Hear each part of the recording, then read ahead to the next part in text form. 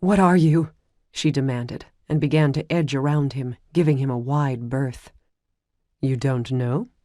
"Would I ask if I did?" she countered. "You're different from them." She motioned to the deceased vampires, a couple of whom were only piles of empty clothing now. Etienne studied her closely. "Because I didn't kill you?" She shook her head, her eyes roving him as if she could see a difference. "You seemed to know me when I joined the battle. Do you?" She inched toward the entrance of the alley. Etienne didn't follow. He could catch her easily if she should decide to run, and he didn't want to frighten her any more than he already had.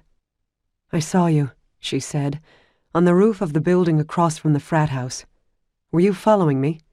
"Actually, I was hunting the vampires you lured away, and had no knowledge of your existence until that time." "I'm supposed to believe you hunt vampires?" she snorted. "You are a vampire." "You yourself said I'm different." "Different but the same." Her gaze went to his fangs.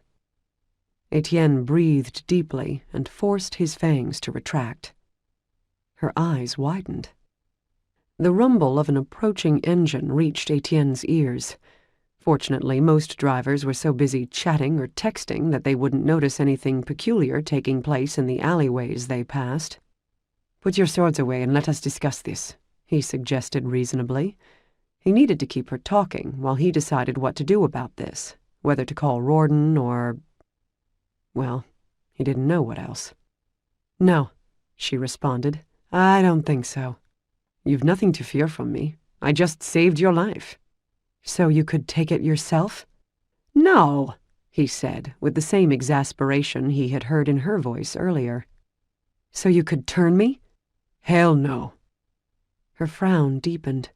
Perhaps she had finally identified the sincerity in his voice.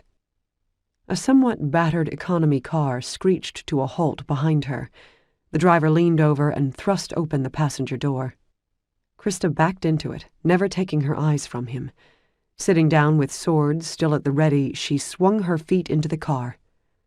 "Don't follow me." As soon as she lowered her blades, the car shot forward out of sight, her door slamming shut from the momentum. Merde. He hadn't expected that.